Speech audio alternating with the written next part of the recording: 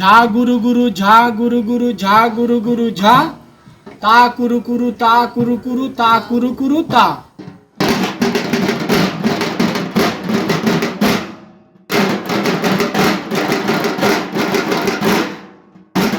নমস্কার, 7 আওয়েক নিউজ নেটওয়ার্কে আপনাদের স্বাগত। পুজোর ঢাকে পড়ল কাঠি, তাক্কুড়া কুরকুর, নীল আকাশে শিউলি কাশে উদাস করা সুর। কৃষ্ণেন্দু বন্দ্যোপাধ্যায়ের পুজোর ঢাক কবিতার এই পংক্তি দুটি অন্যান্য বছরের জন্য একেবারে যথার্থ হলেও আরজিকর কাণ্ডের আবহে এবছর যেন ঢাকের বলে খানিক তাল কেটেছে।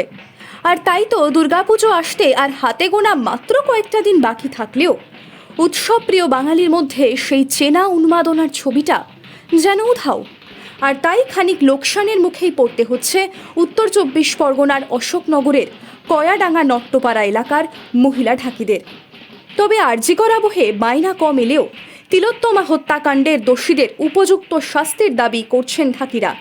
সারা বছর ধরে এই পুজোর আবহের জন্যই অপেক্ষা করে থাকেন মহিলা ঢাকিরা।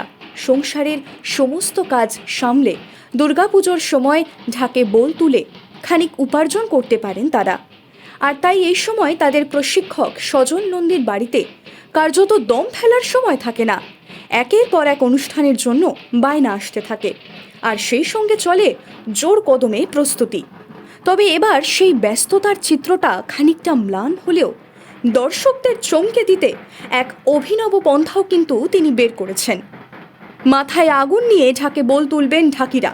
হ্যাঁ, শুনতে অবিশ্বাস্য লাগলেও এটাই সত্যি। মাথার ওপর কুলো আর তার ওপর ঘট, এই ঘটের ওপরই জ্বলছে আগুন, কিন্তু অত্যন্ত দক্ষতার সঙ্গে সুনিপুণভাবে ঢাকে বোলও তুলছেন ঢাকিরা। সেই সঙ্গে চলছে ঢাকের ওপর দাঁড়িয়ে নজর কাড়া কসরত।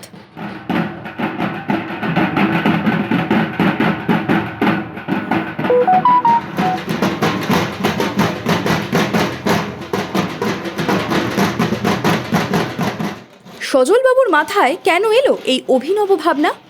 শুনুন তার মুখ থেকেই। আমি অনেক কিছু চিন্তা ভাবনা করলাম যে নতুন কিছু আবিষ্কার কি করলে মানুষ মানে চমক খাবে এবং ভালো জিনিস অ্যাপ্লাই করতে পারবে। তাই চিন্তা করলাম, সবাইকে আলোচনা করলাম, বললো যে দাদা কি করলে ভালো হয়। মহিলারা বললাম যে তোমরা এক কাজ করো, কুলো নাও, কুলো নিয়ে তারপরে তোমরা মাথায় কলসি নাও, কলসি নিয়ে তার সাথে টুনি সেট করো। এই যে আরজিকর কাণ্ডের পর অনেক জায়গার পুজো এবার ছোট করে দেওয়া হয়েছে, বা অনেক জায়গায় পুজো এবার অন্যরকম ভাবে হচ্ছে, সেই সময় কি বায়না পত্র কিরকম আছে? মেইন হচ্ছে আমাদের এই আরজিকর ঘটনার জন্য আগে যেরকম মানে ম্যাক্সিমাম ফাংশন ছিল কলকাতায় বিভিন্ন জায়গায়, সেই ফাংশনগুলো আমাদের এখন বর্তমানে খুব মানে বন্ধ আছে এবং এর জন্য আমাদের খুব অসুবিধা হচ্ছে। ঠিক সারা বছর তো এই পুজোর জন্যই তো অপেক্ষায় থাকেন, যাতে একটু এক্সট্রা টাকা বা বায়না বা কাজের, সেক্ষেত্রে কি বলবেন? একটা তিলোত্তমার মতন একটি মেয়ে নৃশংস ভাবে তাকে মারা যেতে হয়েছে।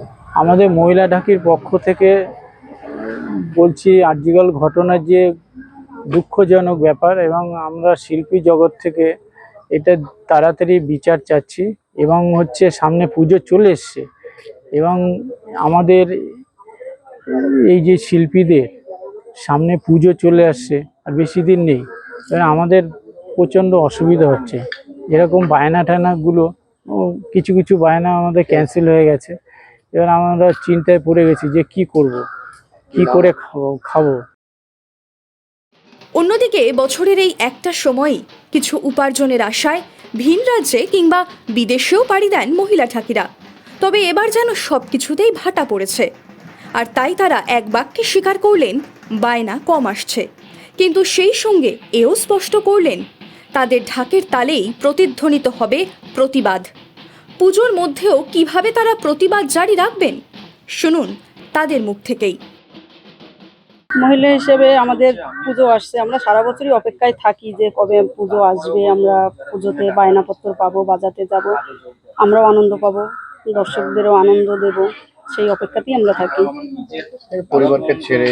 হ্যাঁ, সে তো স্বাভাবিক, পরিবার ছেড়ে ছেলে মেয়েদের ছেড়ে বেরোতে একটু অসুবিধা হয়, খারাপ লাগে, যখন বাজাতে যাই বাজাই সবাই দেখি যে আমাদের বাজনা দেখে সবাই আনন্দ পাচ্ছে, তখন নিজেদেরও একটু আনন্দ লাগে যে না, ছেলে মেয়েদের রেখে কষ্ট হলেও সবাইকে আনন্দ দিতে, হ্যাঁ একটু পয়সার জন্য যে দুটো পয়সা নিয়ে গেলে ছেলে মেয়েদেরও তো একটু আনন্দ দিতে পারবো, সেটা ভেবেই আমাদের একটু ভালো লাগে আর কি।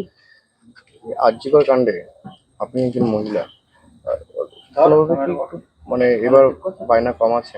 হ্যাঁ, আরজিকর ঘটনার জন্য এবার বায়নাপত্র একটু কম আছে, কিন্তু কম থাকলেও আমি চাই যে আমি তো একজন মহিলা, যে এর অভয়াকাণ্ডের যে ঘটনা ঘটেছে, এর সঙ্গে যে অত্যাচার হয়েছে তার কঠিনতম শাস্তি হোক। গতবার থেকে এবার কম আছে, যেহেতু আমরা বিশ্বকর্মা পূজার পরের থেকেই আমরা লাগাতারই বাজাই, কিন্তু এবার বিশ্বকর্মা পূজার থেকে আর কোনো বাজনা নেই। সেই 11 তারিখে বাজিয়েছি, আর কোনো বাজনা এসব নেই। যেটুকু কন্ট্রাক্ট যাও হাওড়া ছিল এই অভয়া কাণ্ডের জন্য, সেই বাজনাগুলি ফেরত হয়ে গেছে। যেহেতু রাস্তার উপরে ধর্নায় বসে যাচ্ছে ডাক্তাররা, এবার সেই পুলিশরা এখন আর দিচ্ছে না, পারমিশন দিচ্ছে না, তার জন্য হচ্ছে না বায়না, খুবই কম।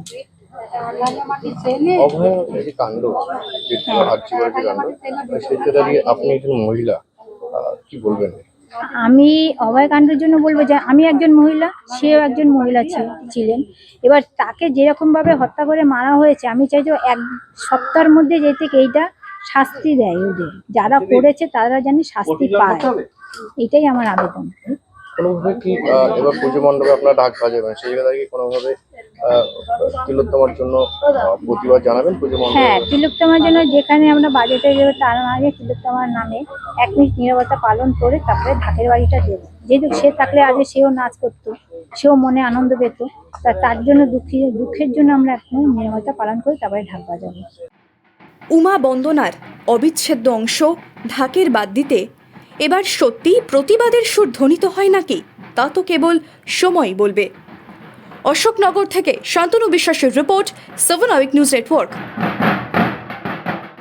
আরও বিভিন্ন খবরের আপডেট জানতে হলে 7 আওয়ার নিউজ চ্যানেলটিকে সাবস্ক্রাইব করতে ভুলবেন না, কারণ আপনাদের একটা সাবস্ক্রিপশন আমাদের কাছে অত্যন্ত মূল্যবান, এবং সেই সঙ্গে আমাদের হোয়াটসঅ্যাপ চ্যানেলটি ফলো করে অবশ্যই পাশে থাকবেন। জয় হিন্দ।